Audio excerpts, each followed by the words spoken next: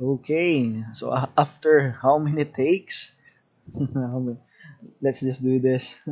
Okay, good afternoon once again. I'm Jarapay Tolentino, and our topic for today is all about the laws of supply and demand. So, with regards to the laws of supply and demand, these are the basic questions. So, what are the basic laws of supply and demand, and what causes shifts in the curves of supply and demand?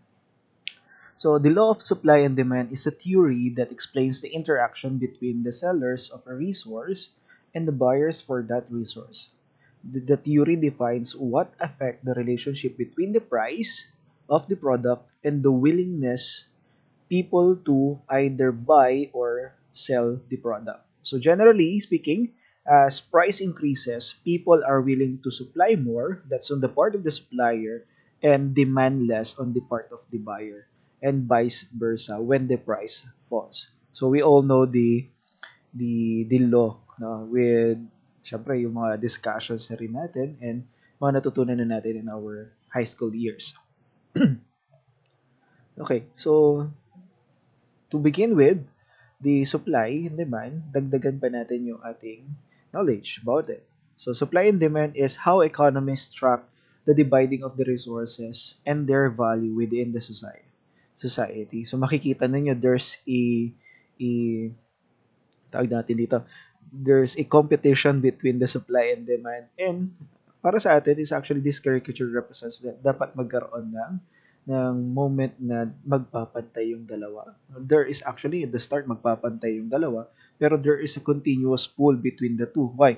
We have two extremes kasi. Yung supply kasi are more on the side ng mga supplier wherein they have their own goals. The same is true with the demand kasi nga may gusto din yung mga buyer. Okay, so sinong masusunod? Okay, so may brawl na nangyayari between the two. So we have two opposing goals, as I said a while ago. How much of a product do we have as a question, and is the demand for that product strong? Okay, gaano ba karami yung product na available for us to supply, and is there really a demand for that product? At gaano kataas? Kasi we need to at least meet or sabi ko nga sa inyo kanina, it's a continuous brawl between the two. So the law of supply asks how much of a good or service is a company willing to produce at a blank price? So, any guess from you guys? Yes, I think tama. Tama po yung nasa isip niyo. Master na master niya po ito. Our answer would be higher, di ba? Okay? Or high price. Okay, so if nothing changes or yung ceteris paribus po natin, of all else equal, a company will produce a greater quantity of products when the price for that good is high. The next question is why? Siyempre po, once na mataas yung price and on the part of the supplier at na kaya niyang i-manage yung cost niya, meron siyang opportunity cost. Ano yung opportunity cost? Okay, makikita niya kasi yung opportunity cost dito of producing the product is higher also. So makikita niya dito na mas kikita siya when the price is high. Yun lang din naman yung isa sa mga reasons why the supplier wants to produce goods for the public, for example, for the buyer. Okay, kasi may kikitain sila. As long as, syempre, they manage their cost. So, sino ang may gusto nito? May nakakaalam ba? Ako, gusto ko rin ito. Pero we just need to wait hanggang November 10, 2020 para lumabas ito. Yes, tama po kayo. This is the Xbox Series X. Nakuha ko lang yung kanyang picture or image niya sa Google. So, to allow nga yung paggamit, no? So naka-credit po sa atin para uh, hindi tayo magkaroon ng issues later on. Okay? So sino may gusto nito? Siyempre, halos lahat. So may questions sa kagad doon sa goals natin kanina, no? Magkano ba ito mabebenta? Magkano ba? Do you actually know? Right now po, it is estimated at $500 ang isa. $500. Tumatangginting na $500. So another question sa lang po, pagbabalikan natin yung questions kanina, is there a strong demand for it? Right now, I think definitely for those Xbox lovers out there, mataas ang demand for this X series kasi ang tagal na rin nilang hinintay. Okay, so let's take it as an example po, no, on how to present a supply curve for an Xbox series. On your left, alam nyo na to, the traditional way of presenting the graph. On your left, or your y-axis po, represents the price per box or the price of the item. And on the horizontal line po natin will be the quantity supplied. So in this case, the units are in billions of X boxes per year produced. Okay, so being supplied. This is quantity supplied. Okay? So makikita po natin, we can, for example, take a point in the line. We have A, B, and C. Point C or year C, may makikita po natin that for the price of 400, I think it's one of the highest no pwede natin consider. Just to compare the two, on the price of 400, okay, the supplier is willing to supply 70 billion boxes po or X boxes, units of Xbox yung kanyang gustong mai-produce kasi nga sabi ko nga mas malaking kita. And then we have on the year G or point G in the supply curve, makikita po natin na yung supplier is only willing to produce 40 billions of units ng Xboxes for the price of $250. Okay. So makikita po natin na kasi na affected din kasi yung reason bakit nila gustong mag-produce at mag-supply ng products. Kasi nga, the higher the price, the better for them kasi nga mas lumalaki yung kikitain nila. So just, that is one way to present yung ating supply curve. So makikita nyo po na ascending as the price increases, makikita po natin from point H hanggang A as the price increases po. Okay? The number of quantities supplied also increases kasi nga it will be beneficial for a supplier. Okay, so makikita natin dito na meron tayong positive na curve. Okay. So, ang next question po natin is, what are the factors that determine the supply? So, may makikita po kayo dito, mga biik, hindi, joke lang. Hindi ko po baby pictures yan. Kidding aside, pigtos as a mnemonics for the different factors that determine the supply. Okay, syempre, aside from the price. Okay, so we have P stands for productivity, such as workers, machines, and or the assembly line. So if we have a number of workers, a good number of machines, and active at na 100% natin naggamit machines, and we have a good assembly line, yung process flow natin is very defined, what can you expect? We can expect a better number of supplies. Mas marami. Pero kung wala tayong manpower, these are actually the struggles of online sellers na ang ginagawa po nila is yung ginagawa nila mga products ay sa bahay lang. Why? Kasi kung sila lang yung knowledgeable doon sa product na yun, sila lang din yung makakagawa nun. Yun lang, kung ilan lang yung kaya niyang magawa within the day, yun lang din po yung kaya niyang mai-supply. Okay? So, nakukuha po natin yung relationship ng productivity with the number of quantity being supplied. Next, I, inputs. The change in the price of materials needed to make the good. Alam natin to, it's inversely proportional. Why? If the price of the materials needed to make the good is lower or mas bumaba kaysa dun sa dati, chances are, syempre, mas madami tayong pwedeng gamiting raw materials for finishing the products. Mas marami tayong pwedeng ma-supply. Okay? And the same is true when the price of the materials increases. What will happen? Mas nagmahal yung ginagamit mong raw materials. Okay? Para mabuo mo yung products na gusto mo. Huwag na natin sabihin yung tosino. Yes, alam ko na nagugutom kayo at this time of the day. Hindi tosino. Kasi nakita natin yung baboy dito. Okay? Tumaas yung presyo. Ayan, sige. Gamitin na natin siya. Tumaas yung presyo ng meat ng baboy. So therefore, ano mangyayari? Malilesen din po natin yung number of supplies na pwede nating may bigay kasi nga po, mas malaki yung ginagastos po natin. Okay? So, mayroon siyang inverse relationship with the number of quantity supply. Next is G, government actions such as subsidies, taxes, and regulations. Let's talk about subsidies. Sikat na sikat tong term na to sa subsidies regarding sa propagation natin ng palay, no? Pagpaparami natin ng palay sa Pilipinas. So once na meron tayong subsidies coming from the government, mas marami ba tayong napoproduce? Yes, mas marami tayong palay na napoproduce, mas marami tayong pwedeng maibigay for public consumptions. So once na merong magandang subsidies, meron tayong increase sa supply. Pero kapag walang subsidies at all, yung subsidies, ibig sabihin po, may sinasagot na portion yung government for your production. Let's say, for example, yung mga pananim natin. Ano ba mga kailangan ng pananim natin normally? Fertilizer. For example, the cost of the fertilizer, instead of buying the bag of fertilizer for 1,000, the government will pay for the half of it, 50. Then, mas marami tayong pwedeng mabili. Tama ba? With our own money.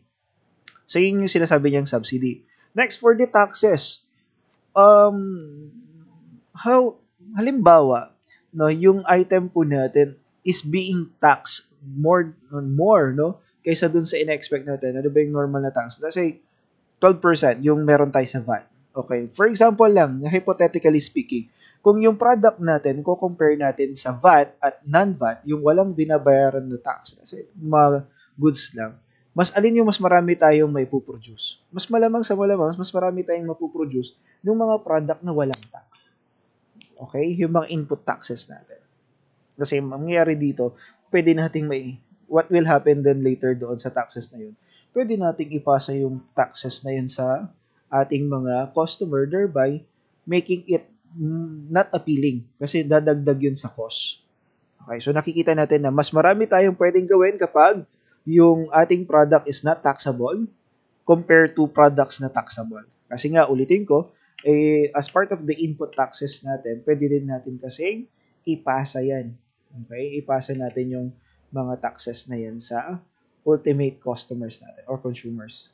So, yun yung nagiging problema. Or, some of the regulations, you are being regulated by the government. No?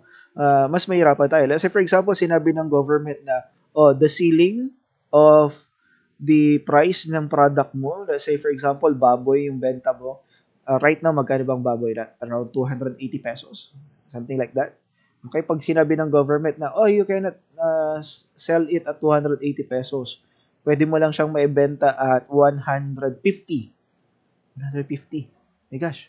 150. So, kung 150 yun at ang cost mo is around 140 na, 'di ba? Compare mo dun sa kabila kanina na 280 minus 140, ang kikitain mo 140. In this case, 10 pesos na lang. Willing ka pa bang mag-produce or maghalaga ng baboy just to sell it in the public for just 10 pesos na markup? I don't think so. So, yun yung tinutukoy natin na pwedeng maging effect ng regulations. Later, didiscuss din natin yun, yung effect ng regulations such as price ceiling and price flooring. Yung price ceiling po natin, idagdag ko lang dito as part of our topic.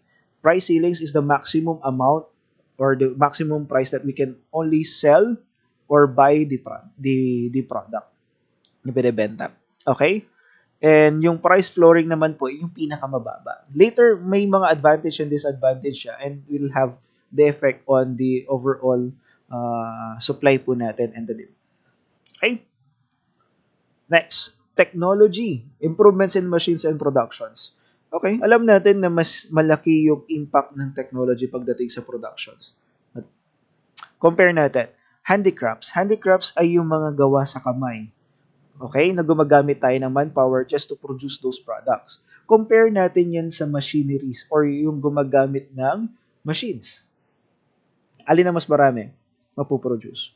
Mas maraming mapuproduce, definitely yung mga nasa machineries. Compare natin doon sa handicrafts. So, it goes without saying na it's a factor po for the supply kasi kapag meron tayong magandang machines, we can also have a good number of products to supply. Okay? Nabanggit din naman siya dito sa productivity. Though this one is the employment of the technology. Okay? Papayag ka ba na mano-mano lahat? Bato yung gagamitin? Hindi, kidding aside. Wala. Hindi pwede. Mas maganda if we have those machines or technologies.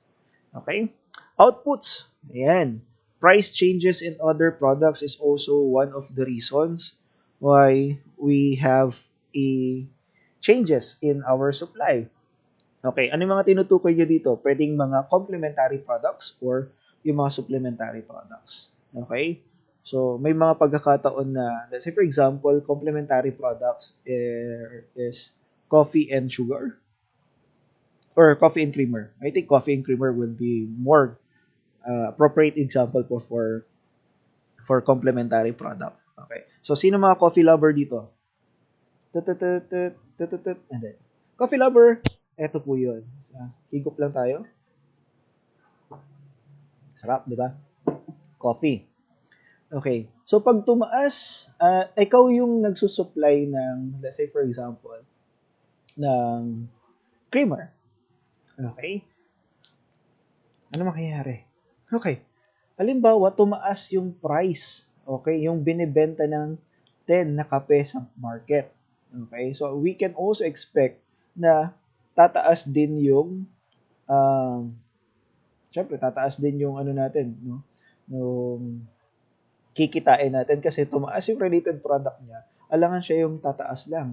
So, pwede bang magtaas din ng price si coffee maker tuloy, sorry. Si creamer? Yes. Pwede. Di ba?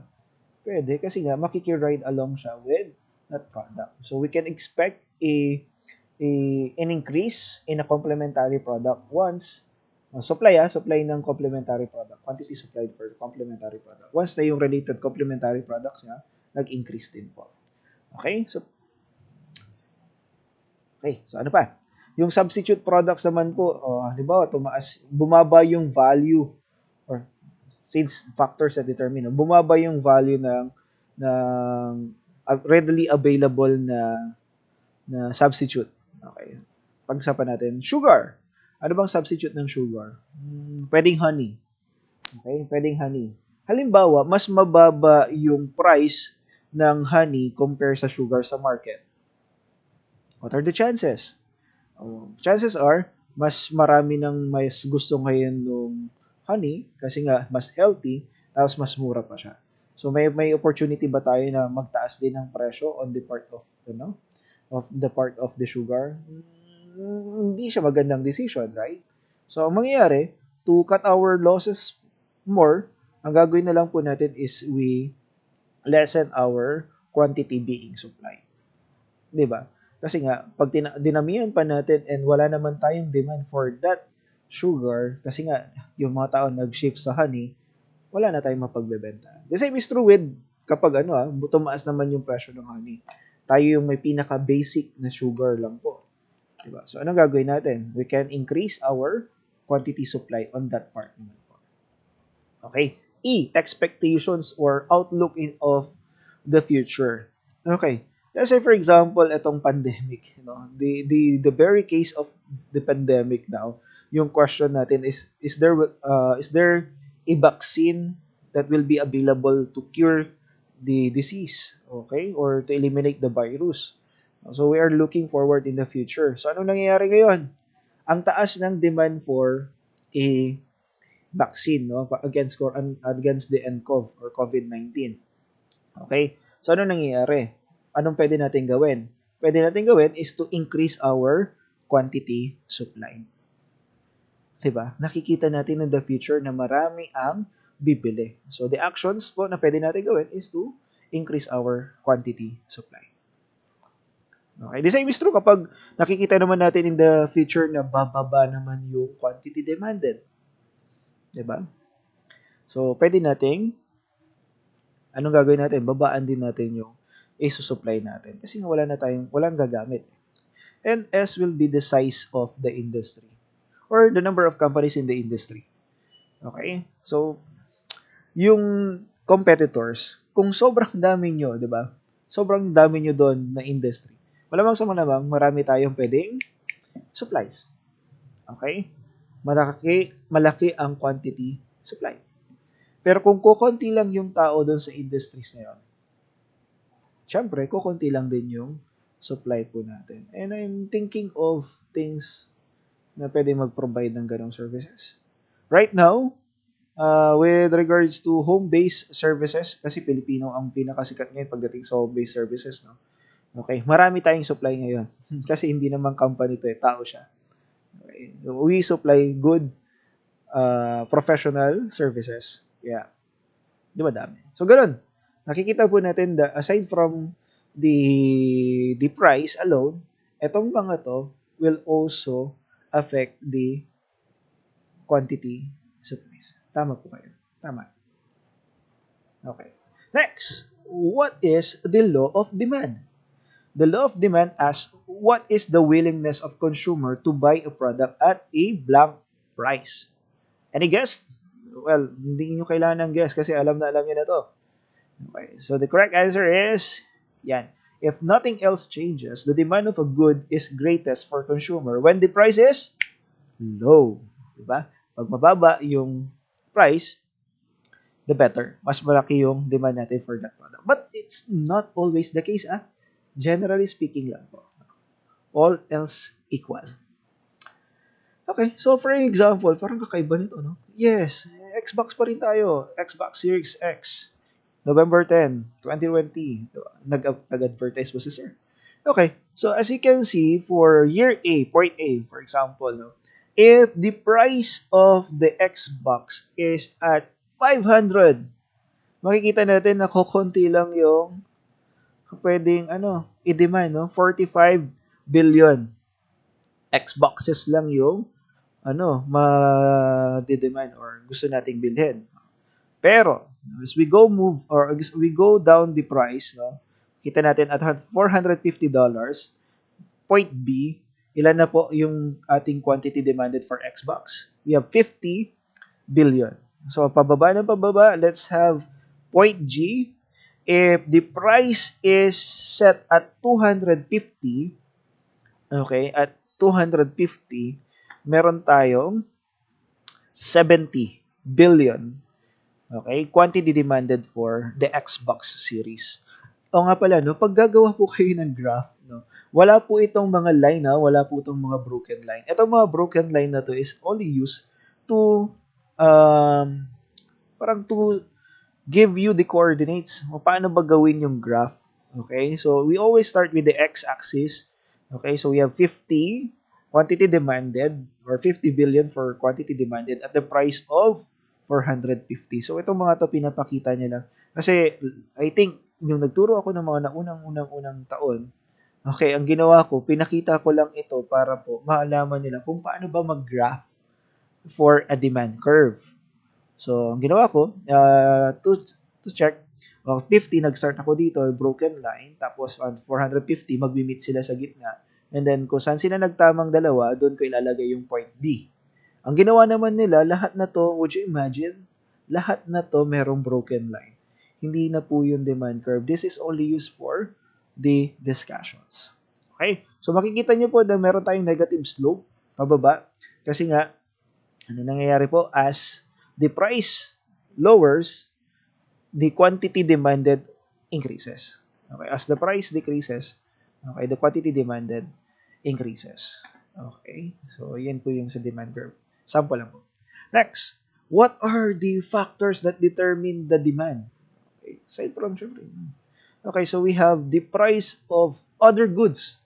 Okay, substitute or complementary. I have given you this part of discussion, the part of the sellers naman or yung mga suppliers natin. Pero ito meron din naman on the part of the, syempre alam naman natin na two sides of the coin ang supply and the demand, diba? Okay, on the part naman of the buyer, prices of the other goods. Okay, substitute or complementary. Remember po yung natin, yung ulit yan, sir? Coffee. Higup tayo ulit. It's good. Really good. Okay. Yung coffee natin and the creamer. Okay. Siyempre, the price of the coffee increases. Tama? So, malamang sa malamang, yung complementary natin is the creamer. Okay. So, what are the chances of kapag nagtaas yung price ng coffee, ay magkakaroon tayo ng mas malaking quantity demanded sa creamer? Di ba nga, mas mataas yung chance na magko-coffee na lang sila, hindi na lang sila mag-creamer. Kasi yung cost, pwedeng gawing decision cost nung coffee na bibili natin, na supposedly dapat may creamer, pag dinagdagan pa natin ng creamer, mas magiging mahal. So, yung complementary products, most of the time, ginagawa, tinatanggal natin. Okay? Bumababa yung quantity demanded for that item. Okay? Naintindihan po yan. Pero kung syempre, mababa yung cost ng complementary product, then, other goods, syempre, mas tumataas din yung pagbili natin. Let's say, for example, di ba, ikaw yung bibili nung creamer. Kapag mas mababa yung price nung coffee, edi bibili ka din ng creamer. The complementary. Okay. Next, for the substitute naman po is for the price of the honey and sugar. Dati ikaw ay sugar boy. Sugar boy. Okay, for the sugar, mataas yung consumption mo ng sugar. Pero nung nalaman mo that the price of the honey is 50% less kaysa sa sugar, ano gagawin natin doon sa quantity demanded natin for the sugar? Syempre, mas bababa. Mas bababa. Okay, so yun yung isang example po natin for what are the factors that determine the demand. Okay, on the price naman, on the part naman po ng ating quantity demanded for honey, mas tumaas. Okay. Pag yung price naman ng sugar ay masyadong mataas, syempre we go for alternative. Okay, next is outlook or the consumer expectations of the future. So right now, I don't know if the Philippines is placing an order for the vaccine, di ba? So, yan, for the consumer expectation for the future, pag nakita natin siguro na mas lumala, mas lalala, wag naman sana, no, yung virus, then there is a high demand for the vaccine. Okay? If we are not serious about it, no, and then alam natin na a couple of days or months lang, wala na yung virus and then we can go on with our life, then the demand for the vaccine will go down. Okay, so that's outlook. Next, income. Normal good versus inferior goods. I think nabanggit ko na din sa inyo to, di ba? Okay, if, halimbawa, sinong fan dito ng tuyo? Oh my gosh. Tuyo, tuyo, tuyo. Na kung saan, niluluto mo siya sa olive oil. Parte naman. Okay. If your income, let's say for example, no, you are a young professional earning 10,000 pesos per month. Halimbawa lang. And kumakain ka ng tuyo. Okay? Kumakain ka ng tuyo. For, let's say for 1 month, makaka 100 pieces. Okay, 100 pieces ka ng tuyo. Nung ikaw ay tumagal-tagal, na doble yung income mo. Naging 20,000 pesos kasi na-promote ka. Wow. Ang mangyayari, kung yung tuyo, okay kung yung tuyo ay kumakain ka pa rin kahit 20,000 na yung sahod mo, or dinoble mo yung consumption mo ng tuyo, then, ano yan? That's a normal good. Okay? Pero kung ang tuyo, yung normal good dun, yung tuyo, kung ang tuyo, after na doble yung sahod mo, you go for bangus. Diba? Nagbangus ka. Then, yung tuyo is considered as an inferior good. Okay. So, alam niyo na yung pagkakaiba. Okay? Kasi nga, ang nangyari dito, normal goods siya if you maintain the same, yes, you maintain the same demand or you have increased the demand, then that is considered as a normal good. Pero kung yung demand natin, once na nag-increase yung income natin ay bumaba for a particular product, then that product is considered as inferior goods. Next, number of potential customer. Siyempre, nandyan yung population of the market. Siyempre, kung marami yung population natin on the area, mas maraki yung demand po natin. Okay? Same is true kapag kukonti. Depende din.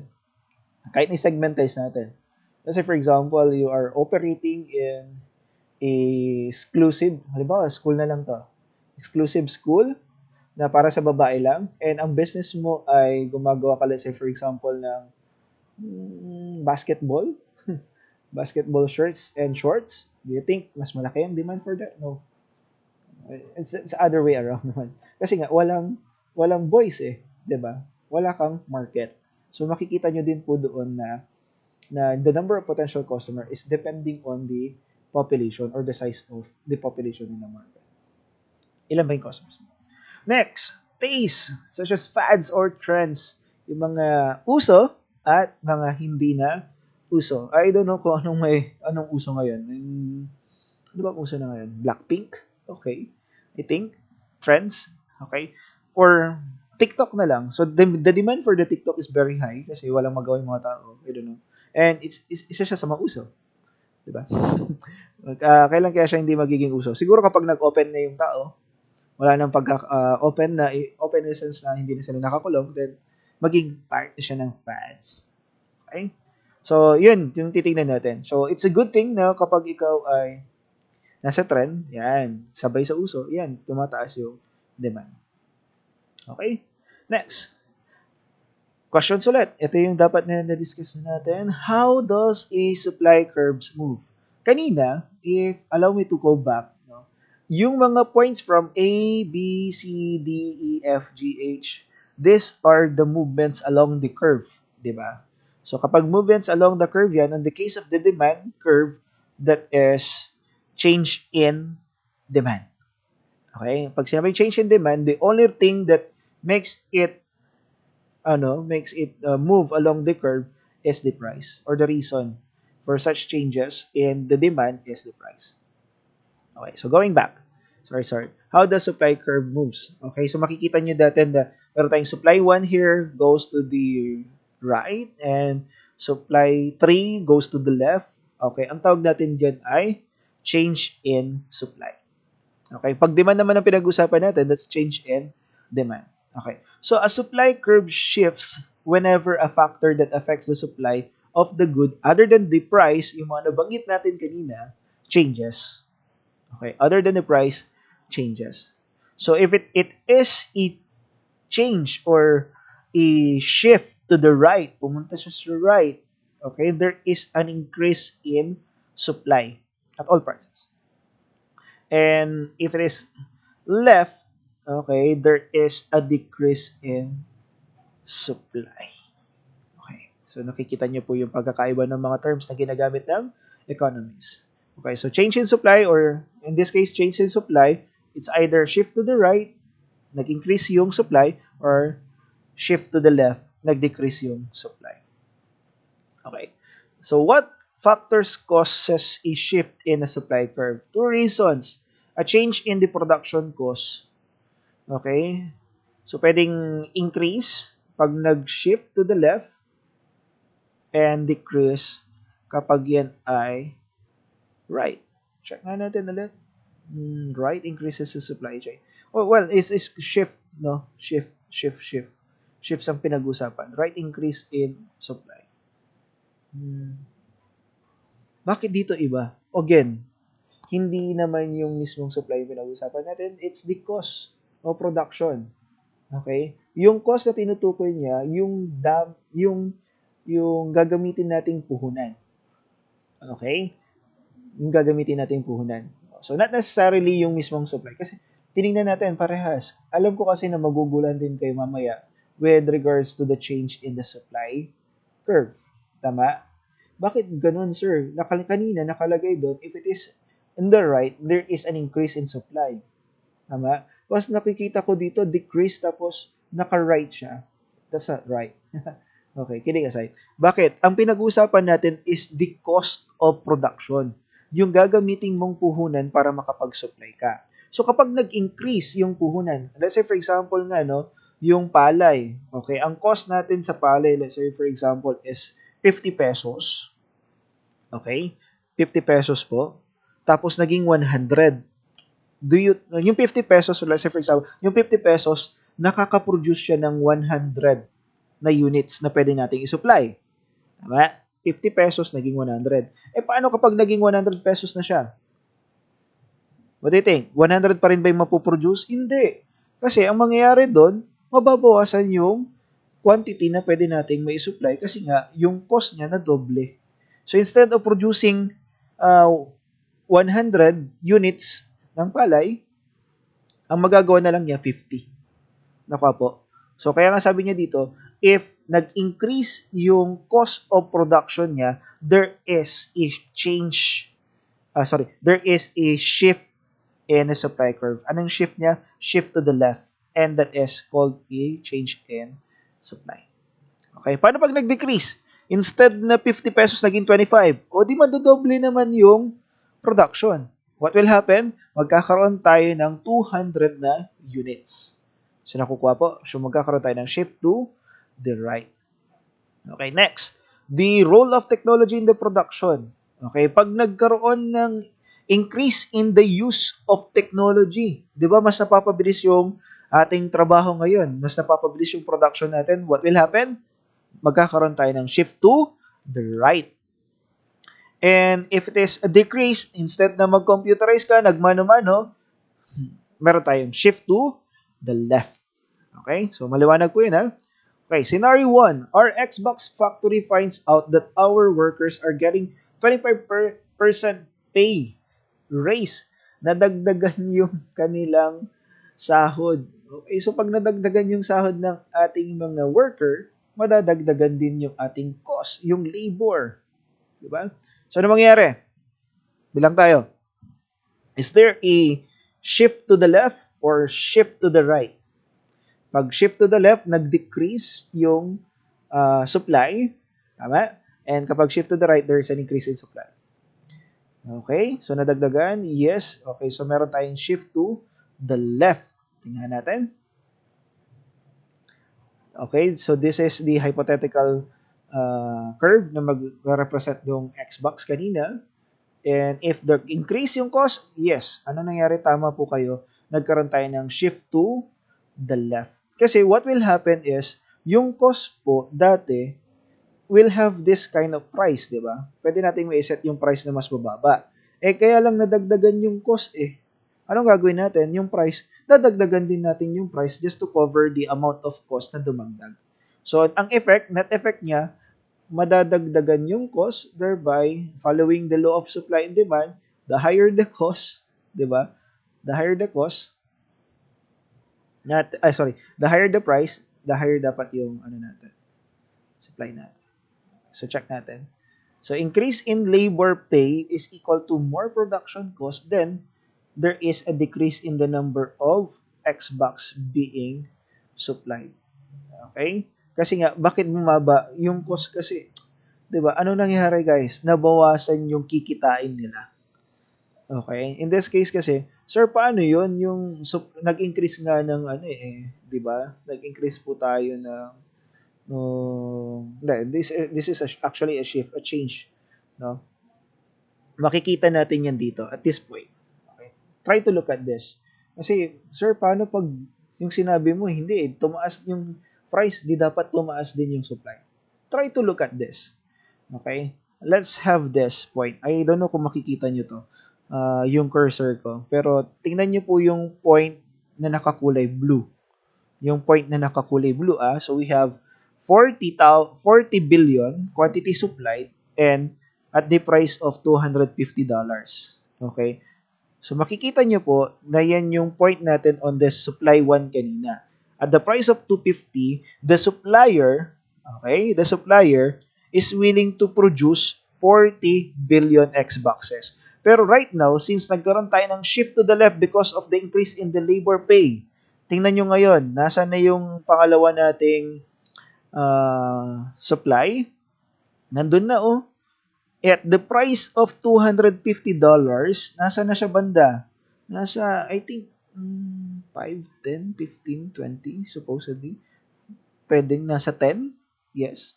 Around $10 billion na lang siya. Diba? Na around $10 billion na lang siya. 10 to 15. Diba? Same is true dun sa red. Tinan mo naman yung red. Okay. At the price of 400, ilan yung quantity supplied natin? 70 billion. Okay. Pero nung nagkaroon tayo ng shift to the left, anong nangyari? At the price of 400, ang willing na lang pong i-produce ng ating mga suppliers is at 50 billion. Okay. So that's the effect of the increase in the labor price. Shift to the left. Next, scenario 2 po tayo. our Xbox factory invents a technology that produces twice as many Xbox. Wow, mas maganda to, di ba? In a day as before.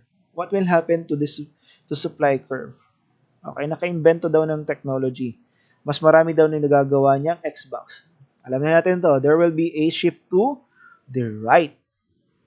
Check na natin. In this case, yes, tama po tayo. There will be a shift to the right because of the impact naman ng technology. Okay, bakit? Nadoble nga daw yung kaya nilang i-produce. So, pwede nating paglaruan to actually, no? At the price of $250, nasaan yung kulay blue na marking natin? Yes. The supplier is willing to produce 40, di ba? 40 billion Xboxes. Pero since nag-employ siya ng technology, nasa na siya? Somewhat somehow between 60 to 70 billion Xboxes na yung pwede niyang gawin. Okay? You try to look at the 400 mark then, $400 price, 70. Pero ngayon, with the development or deployment of new technology, nasa na siya? Around 90 billion Xboxes na yung willing siya i-produce. So, meron tayong shift to the right. Shift to the right. Next, scenario 3. The CEO of our Xbox factory decides to increase the price of our Xbox as a way to make more profit. So, what happens to the supply curve? Increase the price of Xbox. Kakaroon kaya tayo ng shift to the right? Okay, tingnan natin. Shift to the right. Tama ba ang shift to the right? Increase in price, no shift in the supply curve. Oh, wala ba? Yes, bakit? Increase in price kasi, wala tayo, ang pinag-uusapan natin kapag increase in price is only a movement along the curve. Movement along the curve. Okay, so paano yun? For example, you are selling at 400. Okay, you are selling at 400. Ilan na ulit yung pwede niyang i-supply? 70. Okay? 70 billion na Xboxes. If ang CEO ay nag-decide na pwede na niyang magbenta tayo at 450, tingnan nga natin, 450, nasaan siya? Nasa 80 billion Xboxes na yung willing siyang i-produce. Okay, so naiintindihan po, if ang price ang involved na magkakaroon ng changes, whether tumaas or bumaba, guys, pag price ang involved, then that is a change in supply po. Okay, change in quantity supply. And there will be no shifting of the supply curve. Okay? Change in quantity supplied po ang tawag natin kapag that is movements along the curve na ang reason is the price. Okay? So, other than price na factor na pinag-uusapan po natin, that's the only time. No? That's the only time na magkakaroon tayo ng shift to the left and shift to the right. Okay. Next. For the demand, how does the demand curve move? Paano naman to? Almost the same lang din naman yung explanation, pero check natin. So, demand curve shifts whenever, the same in a sense yung movement later, makikita ninyo. Okay. Hindi yung the same sila ng concept no. Okay, so a demand curve shifts whenever a factor that affects the demand of the good other than the price. Remember, if it is the price na pinag-uusapan, then that's movement along the curve. At ang tawag natin doon, kapag nagkaroon ng changes because of the price, is change in quantity demanded. Okay. So, dito may mga shifting. Pag nag-shift to the right, meron tayong increase in demand at all prices. Increase in demand at all prices. If it is shift to the left, meron tayong decrease in demand at all prices. So, in this case po, anong meron tayong relationship, no? Okay, meron tayong hindi naman direct relationship. Pero left or right. Sorry, ako yung gumawa ng ganung klaseng relationship. Okay? So, what factors cause a shift in a demand curve? Wow. So, ito yung mga pictures natin for We have 3 reasons na pwede nating makita. Change in the consumer's income. Naalala niyo yung binanggit natin kanina ang tuyo. This comes naman. Chichirya. Okay, change in consumer's income. Nung banggit natin kanina, 10,000 yung sahod mo dati and ang chichirya mo lang is, ano bang chichirya ko dito kanina? Okay, yung bangus na miso. O kaya, ano pa ba yung mga tig-pipiso? Hindi na pala. Oh yes, pipiso pa rin yun. Yung mga tig-dos na chichirya. Okay, tapos, ang nangyari, nadoble yung iyong sahod. Okay, so anong pwede mong gawin? Completely, pwede kang bumili ng mas marami. Lalong-lalo na kung yung product na dati mong binibili is Lay's. Ako, more on Lay's ako. Ruffles, hindi masyado. Okay, Lay's tayo. Dati, kung ang sahod mo is 10,000, nakakabili ka lang every month ng 5 na Lay's. Okay? Pero kapag yung sahod mo inadoble, ayan, pwede ka na bumili ng 10 Lay's, for example, or 20. Okay? So, ang tawag natin doon is increase, then makakakita ka later on ng shift to the right. Okay? Pero kung ang income mo ay bumaba, then magkakaroon din tayo ng, syempre, kabawasan sa quantity demanded. So, there is a shift to the left. We can also have the change in the price of the substitute. Okay? Nandito yung Coca-Cola kasi mas maka-Coca-Cola ako. Pero meron tayong substitute for the Coca-Cola. Diba? We have siguro yung Pepsi-Cola. Okay. Pepsi-Cola is not here na sa Philippines masyado kasi masyado na silang nalugi. But that's under case. Ibang araw natin pag-usapan yan. Substitute. Okay? So, pag nagkaroon ng increase sa price ng substitute, then syempre, mas magkakaroon tayo ng increase ng demand for ano natin. Tama ba? Increase? Hindi. Ang tinutukoy niyang increase dito is the change in the price of the substitute. Okay? So, example natin, Coca-Cola, bumasma ba? Coca-Cola, let's say, nabibili mo siya 50 pesos per can. Halimbawa lang. And then the Pepsi, almost the same quality naman. 25 pesos na lang siya per can. Okay? Change in the price of the substitute. So, meron tayong left. Okay. What will happen to our product? Change in the price of the substitute. Yeah, substitute. Okay? Pag nag-increase yung price ng substitute natin, we have a left. Okay? Tapos we have shift to the left rather. And then, kapag shift to the left, paano na ulit yung binanggit natin? Decrease. Tama? Decrease. And then, kapag nag-decrease naman yung price ng substitute natin, we have the right. Shift to the right. And kapag sinabi natin shift to the left and shift to the right, balikan ko lang to, sorry. Nagkaroon tayo ng increase in demand and left decrease in the demand. Okay. So, balikan ko na to. Sorry, medyo nawala ako. Okay. So, tama tayo dito increase in the consumer income, shift to the right kasi nag-increase yung quantity demanded natin. Tama. Ay, hindi quantity demand. Yung buong demand curve. Okay. And then, nag-decrease yung consumer income, shift to the left, na bumaba yung demand natin. Overall demand at all prices. Pag nag-usapan naman is the price of the substitute goods. No? Nag-increase yung price ng substitute goods, nagkaroon tayo ng left. I think may mali dito, no? Okay. Nag-increase kasi yung price ng substitute natin. So, nag-increase yung price. No? So, dapat right ito. Dapat madadagdagan natin yung I'm going to have the corrections for this. No? Definitely. And then, kapag nag-decrease yung price ng substitute, then that's the time na dapat nakaroon tayo ng shift to the left. Okay? Baliktad to. I'm going to have this corrected later. Okay? Next is changes in the consumer taste. Okay? Change in the consumer taste. We have increase. No? Nag-increase yung taste or mas nagustuhan nila yung product mo. Then, definitely we have a shift to the right.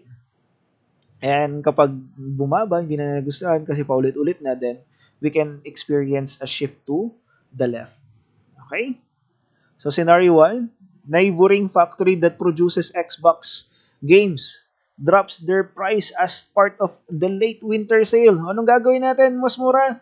Yes. Magkakaroon tayo ng shift to the right. Magkakaroon tayo ng increase in quantity demanded. Or, yeah. Shift to the right ba? Yes po. Kitang-kita, shift to the right. Okay, so ano yung ibig sabihin niya dito? Okay.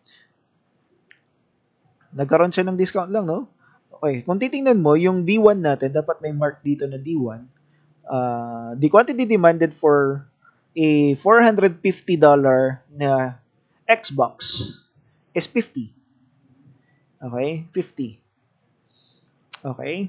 Tapos nagkaroon ng discounts. I think discounts yun. Yeah, discounts. Okay, what happened? At the price of 450, makikita nyo po that our demand 2 will have around 55 to 60. Okay, quantity demanded. Would you imagine? Kasi nga, bumaba yung price. The only reason for that baba yung price is discounts. Di ba? Next, 250 dati, ang quantity demanded is 70. Eh ngayon mas mababa yung price. More than 75 billion Xboxes yung quantity demanded. So, tama tayo doon. Next. Okay, scenario 2. A rival company cuts the price of their version of Xbox. Meron bang, kunwari lang, hypothetical, meron din rival company, making it half the price of our product. So what happens to our demand curve? Magkakaroon tayo ng shift to the left, definitely. Mababawasan yung quantity, yung demand natin. Magkakaroon tayo ng change in quantity.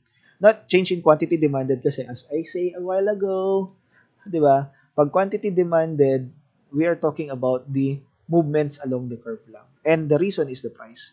This one, yung reason is the price of the competitive. Competitive na units. Hindi sa atin. Okay. So, nauna na. Okay. So, definitely, sabi ko nga sa inyo, we will have a shift to the left. Definitely. Kasi, mababawasan. Kasi, mas malilipat sila eh. Di ba? Mas mura. For example lang, no, you are now fan of fan ako ng Xiaomi Redmi. Okay, what if si iPhone ang gawin niya bigla niyang lahat ng items niya 50% na lang niya? Well, syempre lipat ako ng iPhone. Okay, that's one of the reason. And not the price of the Redmi. Bakit nagkaroon tayo ng decrease in the quantity demanded? Okay. Next. Local paper mill in a small town where Xbox sales are high closes, causing many people to lose their jobs. Ano kayang effect nito? Local paper mill. Okay.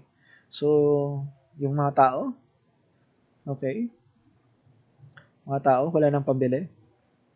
Tama? Wala nang pambili. Income.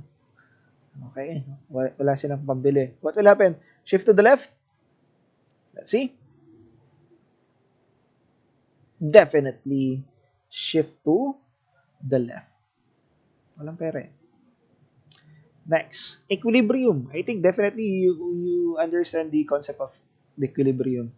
Okay, equilibrium is when the quantity supplied and quantity demanded are equal. And actually, ito yung gusto nating hanapin din eh. Ma-reach yung equilibrium. Para magkaroon ng perfection. Magkaroon ng perfection. So, many companies strive to reach economic equilibrium and most of them failed. And para sa akin, at least man lang, no, kapag nagbebenta kayo ng products, we meet the demands of our customers. At syempre, once na-meet yung demands na yun, alongside with it, is na-meet din yung gusto natin as supplier. That's profit. Okay? So, dito makikita natin yung sa Xbox. Xbox natin kanina. Okay? Pinagsama na natin yung supply curve and demand curve this time. So, makikita po dito na nag-meet sila between, okay, at 60 billion Xbox per year at the price of 350. So, ultimately, once we determine the equilibrium, para sa atin, it's a good thing as part of the supplier kasi alam natin lahat ng gagawin nating units ng Xbox mabibili. Kasi yun din yung quantity demanded ng yung customer are willing to pay. Okay? So, anything that's not enough. Kailan yung not enough? Okay. So, if there is an excess demand, there is not enough. Okay? So, this is the equilibrium point. No? Anything that's below this is a shortage. Bakit? Hindi kasi nag-meet. Gusto ko sana dito kaya lang walang mark. Hindi kasi nag-meet. Well, let's say for example, the quantity demanded for soybeans is around 50,000 bushels. But the supply willing to supply at the price of 1.75 is only 25,000. Makikita nyo, automatic at this point, no, pwede kayong mag-compute. Have a straight line then, a straight broken line there. Then you can compute ilan yung shortage. The shortage is as simple as 50,000 quantity demanded minus 25,000 quantity supplied. We have what?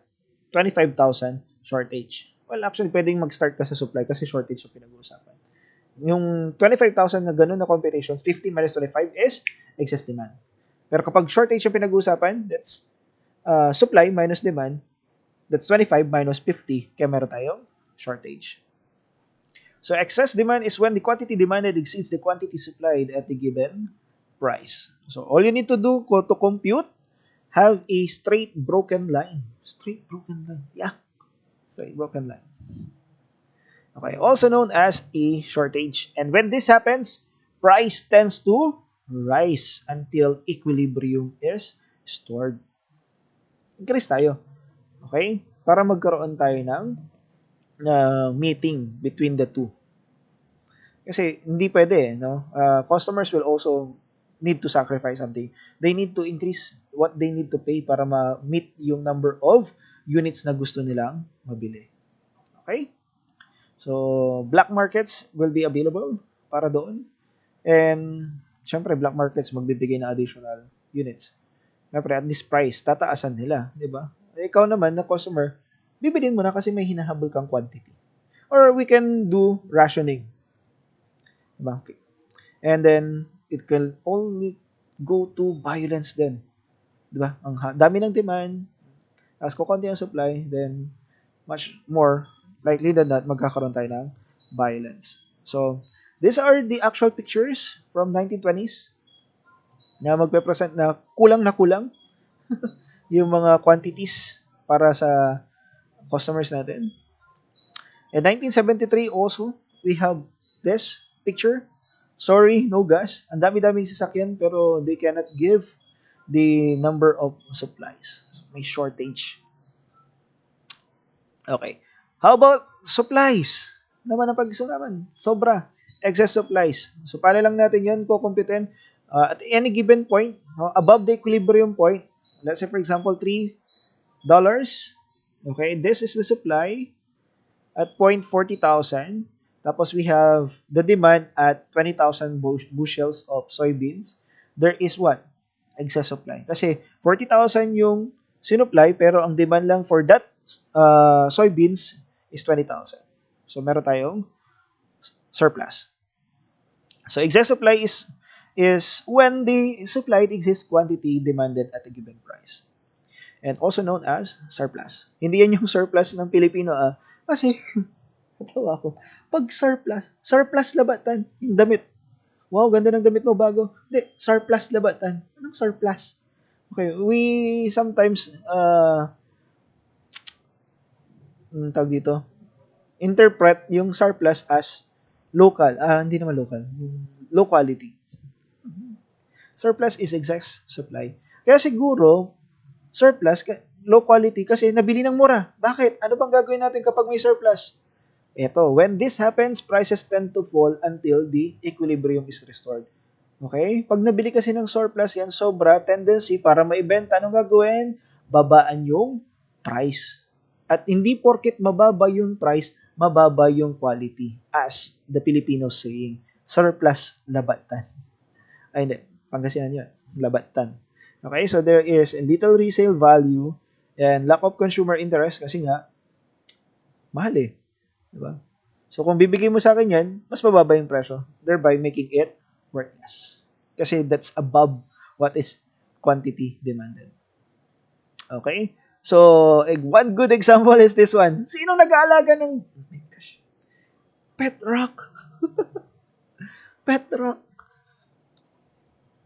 Bibili ka? Yung bato nilagyan lang ng, my gosh. Bakit, di ba? Ang daming bato.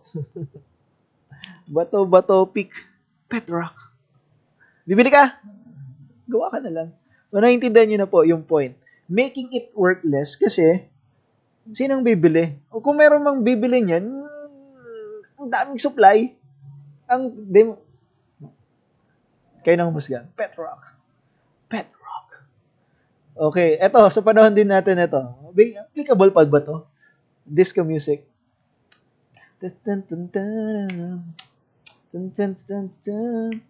Meron pa ba? Saturday Night Fever? Hindi. I don't think so. Wala. Daming supply niya pero. And this one. The Beanie Babies.